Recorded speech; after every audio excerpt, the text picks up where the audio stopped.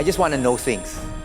Mahigit 200 documentary na yung nagawa ko sa Eyewitness sa haba ng career ko. Nakamamanghang isipin na mahigit 500 taon na ang tinitinang kong sulat, ang baybayin.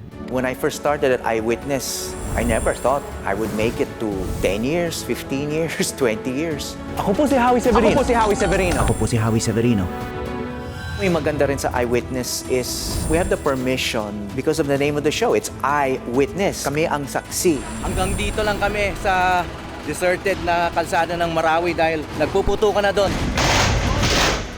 There were also opportunities for me to document places and societies before they were changed forever. Kami ni Mike Enriquez. Samahan nyo kaming maglakbay sa Iraq. 150 kilometers na pupunta sa Iraqi border.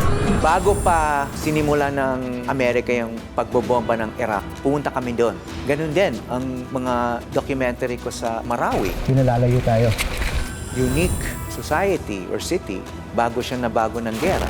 Na-document din namin yon. Nandyan lang yung bakbakan. Nakikita namin yung usok ng mga bomba at mga chopper. Narinig namin yung mga bala dito. Sikos na?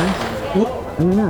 Meron akong narinig na mahabang volley ng gunfire. No? All of these stories are portraits of places at a time that will never be repeated.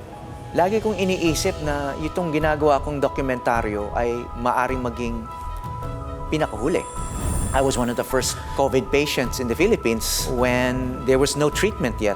When I was able to survive something like that, everything else became kind of easier to deal with. Eyewitness is more than a show. It's part of the historical record. Itong pwesto ko ang masasabi nating ground zero ng protesta rito sa Hong Kong. Quality, yung tatak public affairs. We don't take a lot of shortcuts. We put in the time to produce quality work.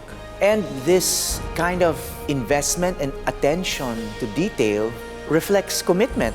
Huwag mong tanungin kung mahirap, tanungin mo kung mahalaga. Kasi kung magpasya ka na mahalaga yung isang bagay, maghahanap ka ng paraan kahit mahirap. Ako po si Howie Severino at ito ang Eyewitness.